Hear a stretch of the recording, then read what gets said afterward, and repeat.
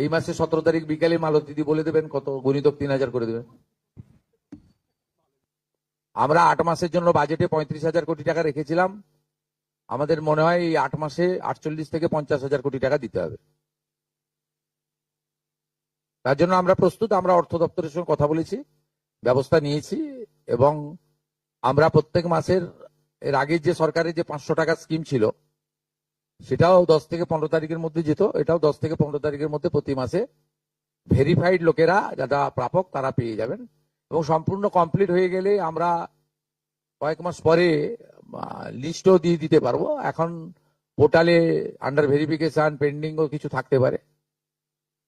আমার মনে হয় ম্যাক্সিমাম শর্ট আউট হয়ে গেছে। এর আগে যে প্রবলেমটা হয়েছিল তাতে কিছুটা অ্যাকাউন্টসের জন্য প্রবলেম হয়েছিল, অনেকের অ্যাকাউন্ট নাম্বারের সঙ্গে ব্যাংকের, সেটা সেই প্রবলেমের জন্য আমরা সলভ করে নিয়েছি ওটা। তারপরে 3 কক্ষ বিশিষ্ট বাড়ি, এটা সম্পূর্ণ গ্রামীণ ক্ষেত্রে আমরা এক্সাম্পট করে দিয়েছি। তারপরে 50 ডিসিমল জমি অনলি কর্পোরেশনে অ্যাপ্লিকেবল, অন্য জায়গা ছোট মিউনিসিপ্যালিটির ক্ষেত্রেও এক্সাম্পট করে দেওয়া হয়েছে। আর জিএসটি যেটা সেটাও এক্সাম্পট করে দেওয়া হয়েছে। অতএব অনেকগুলোই এক্সাম্পট করে দেওয়া হয়েছে। আমার মনে হয় ম্যাক্সিমাম লোকজন কভার করে যাবেন। তারপরেও যদি কেউ থাকবেন, অভিযোগ পোর্টাল থাকবে, সব সরকারে আছে। আপনি আগের সরকারের লক্ষ্মীর ভান্ডারেও দেখবেন একইভাবে অভিযোগ পোর্টাল ছিল, তাদের দুয়ারে সরকারে অভিযোগ তারা নিতেন, মুখ্যমন্ত্রীকে বলো কমপ্লেন নথিভুক্ত হতো। আপনি মহারাষ্ট্র দেখবেন, মহারাষ্ট্র 2000 টাকা করে দেয়, অ্যাপ্রক্স 1.5 কোটি মহিলা পান। সেখানেও দেখবেন পোর্টাল চালু আছে, আপনার কমপ্লেন পোর্টাল। অন্য সরকারগুলোর ক্ষেত্রেও ডাউনলোড করে দেখে নিন, সমস্ত জায়গায় পোর্টাল এবং অভিযোগের সিস্টেম চালু থাকে। ইটস এ কন্টিনিউয়াস প্রসেস এবং রেকটিফিকেশন হতে থাকে, ইনক্লুশন এক্সক্লুশন হতে থাকে। এটা কোনো নতুন কিছু নয়। কিন্তু আমাদের মেজর যে প্রবলেমটা ছিল 80% আমরা মনে করি জুলাই মাসে ঠিকঠাক ছিল, 20% আমাদের ভুল ত্রুটি ছিল বা কিছু কিছু ক্রাইটেরিয়াতে শিথিল করা দরকার ছিল। আমরা মনে করেছি যে শহরের ক্ষেত্রে এবং গ্রামের ক্ষেত্রে পার্থক্য, সেটা গ্রামের ক্ষেত্রে আমরা অনেকটা শিথিল করে দেওয়ার ফলে বা ছোট মিউনিসিপ্যালিটিগুলোর ক্ষেত্রে এবারে আমার মনে হয় ম্যাক্সিমাম শর্ট আউট হয়ে যাবে। আপনারা দেখছেন নিউজ 16 ভারত, রাজনীতির অন্তরালে সত্যের সন্ধানে। আমি কয়েকদিন আগে বলেছিলাম যে 17 তারিখ থেকে আমাদের তৃতীয় পর্যায়ে অন্নপূর্ণা যোজনার টাকা অ্যাকাউন্টে ট্রান্সফার শুরু হবে। আমরা যেহেতু সংকল্পপত্রে ঘোষণা করেছিলাম আমরা প্রথম জুন মাসে 28 লক্ষ বেনিফিশিয়ারিকে অনলাইন এবং অফলাইনের মধ্যে দিয়ে আমরা শুধু প্রোগ্রামটা লঞ্চ করিয়েছিলাম। পরবর্তীকালে আমরা নির্দিষ্ট তথ্য এবং ফর্মের ব্যবস্থা করি। এটা করার পিছনে অনেকগুলো কারণ ছিল। প্রথমত সরকারি টাকা, এই সরকারি অর্থ সঠিক জায়গায় ব্যয় করা উচিত। সরকারি অর্থে নয়ছয় করার বা ফাইন্যান্সিয়াল ইনডিসিপ্লিন করার কোনো অধিকার কোনো মুখ্যমন্ত্রী, মন্ত্রী বা আধিকারিকের নেই। তাছাড়াও বিগত দিনের লক্ষ্মী ভান্ডার বলুন বা আমাদের সরকার আসার পরে অন্নপূর্ণা যোজনা, এটা সম্পূর্ণভাবে মহিলাদের একটি স্কিম। তার বয়স নির্দিষ্ট করা আছে 25 থেকে 60 বছর। সেক্ষেত্রে কোনো পুরুষের বা বয়সের 25 বছরের কম যারা, তারা পাওয়ার যোগ্য হতে পারে না। আমরা বিগত সরকার যখন প্রথম শুরু করে খুব অনিয়মিতভাবে প্রায় 9 মাস গেছে 500 টাকা করে ভাতা দিতে এবং প্রতি মাসেই তাদের সংখ্যা এদিক ওদিক হয়েছে। ফাইনালি নির্বাচনের আগে তড়িঘড়ি করে 2 কোটির আশেপাশের কিছু সংখ্যা হবে, 1,500 টাকা করে ট্রান্সফার করা হয় মাত্র 2 মাসের জন্য। শেষের দিকে ওই এবং সেটা করতে গিয়ে আমরা দেখলাম যে আমরা যদি সকলকেই লিস্টটাকে কনভার্ট করে দিই অন্নপূর্ণা যোজনাতে, তাতে এসআইআর এর নাম বাদ গেছে, ভারতীয় নয় এমন লোকের নাম থাকবে, মৃত লোকের নাম থাকবে, পুরুষদের নাম তাতে থেকে যাবে। সেই কারণে আমরা নতুন সরকার স্বচ্ছতার ভিত্তিতে এই কর্মসূচি দেওয়ার ক্ষেত্রে আমরা ফর্ম চালু করি এবং আমাদের পোর্টাল চালু হয় এবং জুলাই মাসে দ্বিতীয় পর্যায়ে যখন আমরা 1 কোটিরও বেশি মহিলার অ্যাকাউন্টে নেতাজি ইন্ডোর স্টেডিয়াম থেকে প্রোগ্রাম করে টাকা ট্রান্সফার করি, সেক্ষেত্রেও অনেক অভিযোগ আসে আমাদের কাছে এবং অনেক মহিলারা বলেন যে আমি যোগ্য কিন্তু আমাকে দেওয়া হয়নি ইত্যাদি ইত্যাদি। তাই আমরা আমাদের বিডিওদের সাহায্য নিয়ে জেলা শাসকদের নেতৃত্বে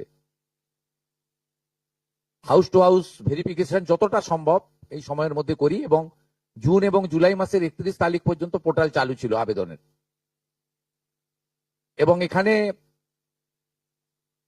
প্রায় 1,70,00,000 বা তার থেকে একটু কিছু বেশি হবে, সংখ্যাটা আমি এই মুহূর্তে ডিটেলসে যাচ্ছি না, তারা আবেদন ইত্যাদি করেন, যার মধ্যে জুলাই মাসের প্রাপকরাও ছিলেন। অনেকের না পাওয়ার অভিযোগও ছিল, সংখ্যা অনেক, আবার অনেকের বক্তব্য ছিল যারা পাওয়ার যোগ্য নয় তাদের দিয়ে দেওয়া হয়েছে। তাই আমরা মোটামুটি একটা ভেরিফিকেশনের কাজ করছি, যে কাজ আগামীকাল পর্যন্ত আমাদের চালাতে হবে।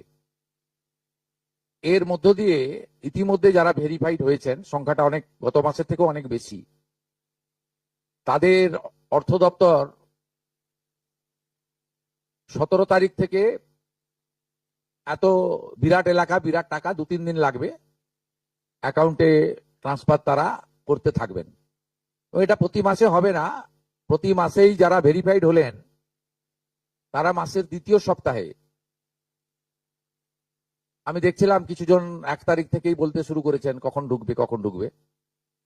মানে এরা মূলত আমাদের ভোট দেয়নি, আমাদের পরাজয় দেখতে চেয়েছিলেন, খুব কষ্ট হচ্ছে ওদের, কিন্তু আমরা সরকারি টাকা নয়ছয় করতে দেব না, আর যোগ্য প্রাপকদের চিহ্নিত করেই দেব এবং আমরা এক্ষেত্রে কমিটেড।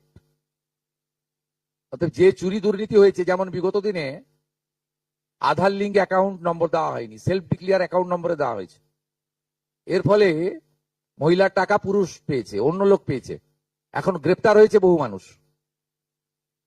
এই সব আছে, ডিটেলসে তো বলা যাবে না। আমরা মোটামুটি আপনারা আমাদের শিশু ও নারী কল্যাণ দপ্তরের, এটা হচ্ছে নোডাল এজেন্সি, ইমপ্লিমেন্টিং এজেন্সি, তাদের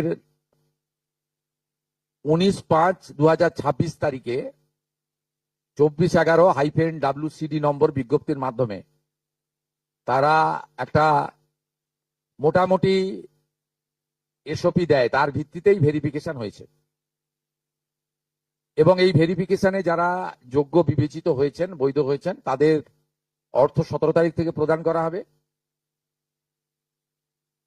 এরপরেও আমরা একটা অভিযোগ পোর্টাল রাখবো, যে অভিযোগ পোর্টালে পরবর্তী সময়ে যে কেউ অভিযোগ করতে পারেন এবং এই অভিযোগ নিষ্পত্তি করার জন্য আমরা সংশ্লিষ্ট ব্লকের বিডিওদেরকে বিশেষ দায়িত্ব, চিফ সেক্রেটারি দায়িত্ব ফিক্সড করে দেবেন, তারা হিয়ারিং নিয়ে একটা নির্দিষ্ট সময়ের মধ্যে নিষ্পত্তি করবেন।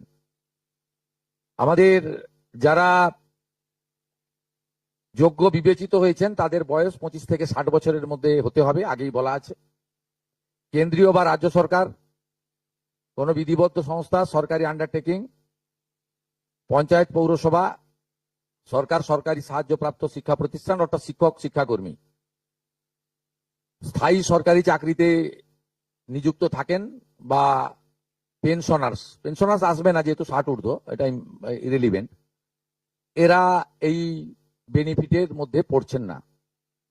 তাছাড়া যারা আয়কর প্রদান করেন, অর্থাৎ এখন আয়করের ঊর্ধ্ব সীমা হচ্ছে 12 লক্ষ টাকা বছরে, 12 লক্ষ টাকা পেরিয়ে গেলে আয়কর দিতে হয়। যে পরিবার আয়কর দেন, অর্থাৎ যার বাৎসরিক আয় 12 লক্ষ টাকা, সেই পরিবার এই কর্মসূচি অন্তর্ভুক্ত হওয়ার সুযোগ পাবেন না। এবং যে মহিলা নিজে 10,000 টাকার বেশি নিজে উপার্জন করেন মাসে, তাকেও এর বিবেচনার মধ্যে প্রাথমিকভাবে আনা হয়নি। কিন্তু এক্ষেত্রে যারা ক্যাজুয়াল, কন্ট্রাকচুয়াল, মানে বাড়ির পুরুষ মানুষরা, তাদের বাড়ির পরিবারের স্ত্রী বা অন্যরা বিবেচিত হবেন। যদি কোনো মহিলা, এটা একটি নারী অর্থনৈতিক সশক্তিকরণের স্কিম, সেক্ষেত্রে যিনি সরাসরি নিজে 10,000 টাকার বেশি উপার্জন করেন তাকে বিবেচনা করা হবে না। 25 থেকে 60-এর মধ্যে যারা 3,000 টাকার কম ভাতা পান, ধরুন উইডো পেনশন 1,500 টাকা এই মাস থেকে হয়েছে, গত মাস পর্যন্ত ছিল 1,000 টাকা, তাদেরকে হায়ারটা দেওয়া হচ্ছে, 3,000 টাকাটাই দেওয়া হচ্ছে অন্নপূর্ণা যোজনাতে। এই ধরনের যত স্কিম 25 থেকে 60 মহিলাদের রয়েছে যারা 3,000 টাকার কম পান বিভিন্ন ভাতা, তাদেরকে 3,000 টাকার অন্নপূর্ণা যোজনার ভাতাটাই দেওয়া হচ্ছে। এক্ষেত্রে দুটি ক্ষেত্রে আমরা শিথিল করছি। একটা হচ্ছে দিব্যাঙ্গ ভাতা যারা পান তারা দুটো ভাতাই পাবেন। তারা দিব্যাঙ্গ ভাতা যেটা আগস্ট মাস থেকে 1,500 হয়ে যাবে সেটাও পাবেন, অন্নপূর্ণা যোজনা 3,000ও পাবেন, শুধুমাত্র ফিজিক্যালি চ্যালেঞ্জদের ক্ষেত্রে। আর পিএম কিষাণ সম্মান নিধির ক্ষেত্রে, এই দুটি ক্ষেত্রে আমরা এটাকে শিথিল রাখছি।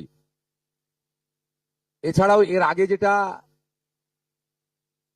অনেক মহিলার নাম বাদ চলে গেছিল, 3 কক্ষ বিশিষ্ট বাড়ি, এটা গ্রামের ক্ষেত্রে এক্সাম্পট করে দেওয়া হয়েছে।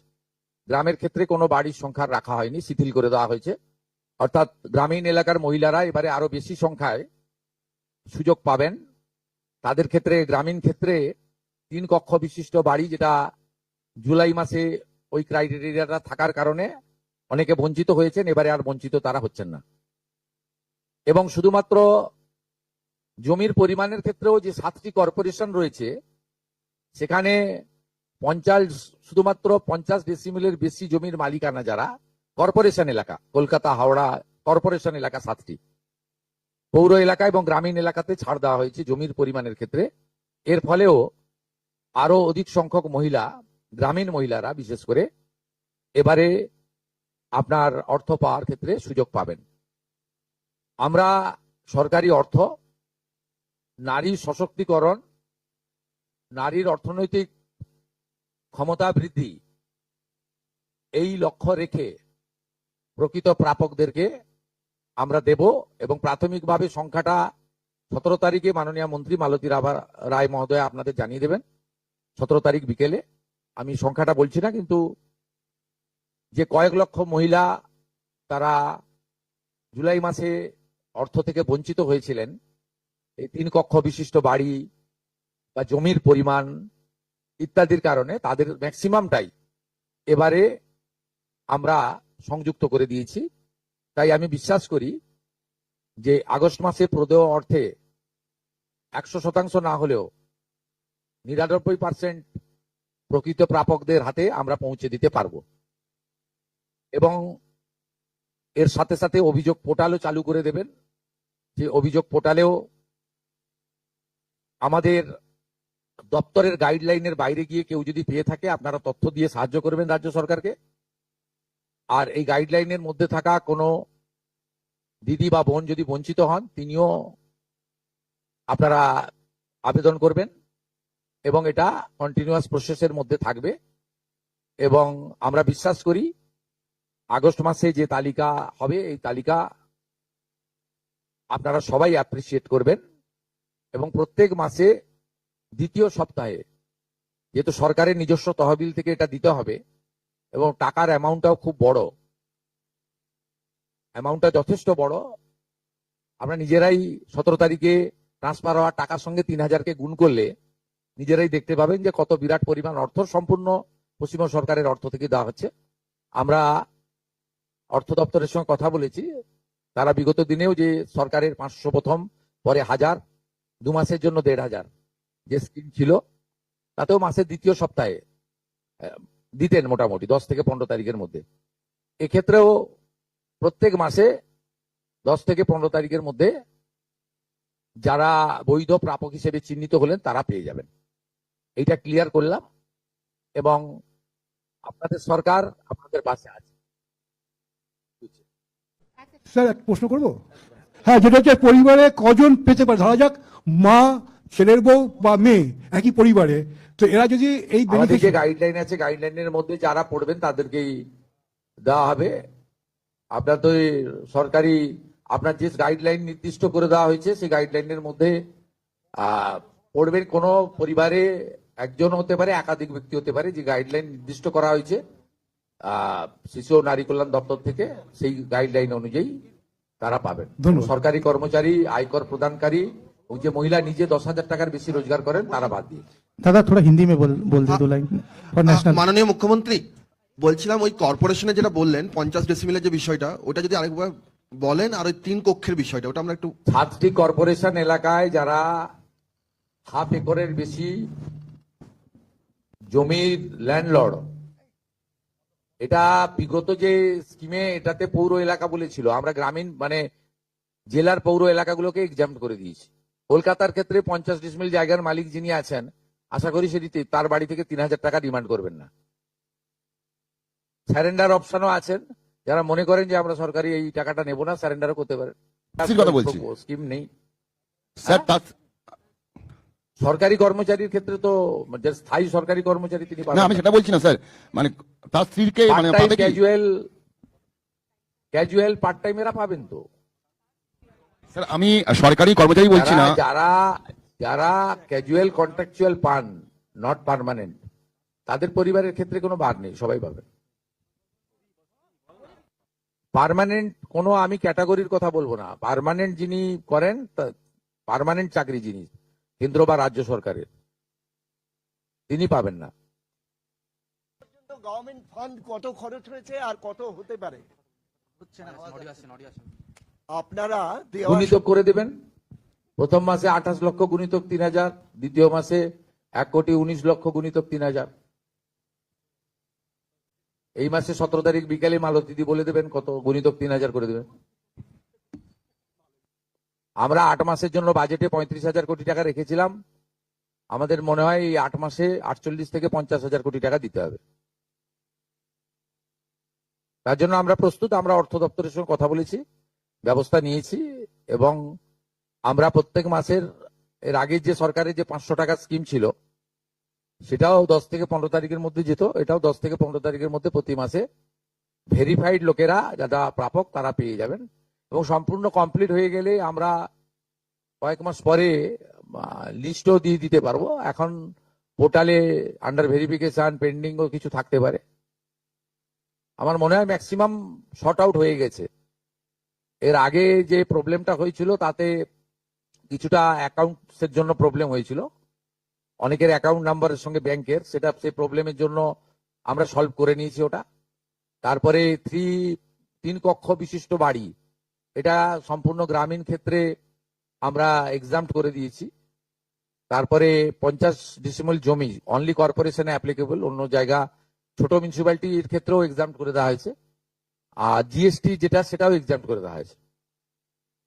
অতএব অনেকগুলোই এক্সাম্পট করে দেওয়া হয়েছে। আমার মনে হয় ম্যাক্সিমাম লোকজন কভার করে যাবেন। তারপরেও যদি কেউ থাকবেন না, অভিযোগ পোর্টাল থাকবে, সব সরকারে আছে। আপনি আগের সরকারের লক্ষ্মীর ভান্ডারেও দেখবেন একইভাবে অভিযোগ পোর্টাল ছিল, তাদের দুয়ারে সরকারে অভিযোগ তারা নিতেন, মুখ্যমন্ত্রীকে বলো কমপ্লেন নথিভুক্ত হতো। আপনি মহারাষ্ট্র দেখবেন, মহারাষ্ট্র 2,000 টাকা করে দেয়, অ্যাপ্রক্স 1.5 কোটি মহিলা পান। সেখানেও দেখবেন পোর্টাল চালু আছে, আপনার কমপ্লেন পোর্টাল। অন্য সরকারগুলোর ক্ষেত্রেও ডাউনলোড করে দেখে নিন, সমস্ত জায়গায় পোর্টাল এবং অভিযোগের সিস্টেম চালু থাকে। ইটস এ কন্টিনিউয়াস প্রসেস, এবং রেকটিফিকেশন হতে থাকে, ইনক্লুশন এক্সক্লুশন হতে থাকে। এটা কোনো নতুন কিছু নয়। কিন্তু আমাদের মেজর যে প্রবলেমটা ছিল, 80% আমরা মনে করি জুলাই মাসে ঠিকঠাক ছিল, 20% আমাদের ভুল ত্রুটি ছিল, বা কিছু কিছু ক্রাইটেরিয়াতে শিথিল করা দরকার ছিল। আমরা মনে করেছি যে শহরের ক্ষেত্রে এবং গ্রামের ক্ষেত্রে পার্থক্য, সেটা গ্রামের ক্ষেত্রে আমরা অনেকটা শিথিল করে দেওয়ার ফলে, বা ছোট মিউনিসিপ্যালিটিগুলোর ক্ষেত্রে এবারে আমার মনে হয় ম্যাক্সিমাম শর্ট আউট হয়ে যাবে। আপনারা দেখছেন নিউজ 16 ভারত, রাজনীতির অন্তরালে সত্যের সন্ধানে।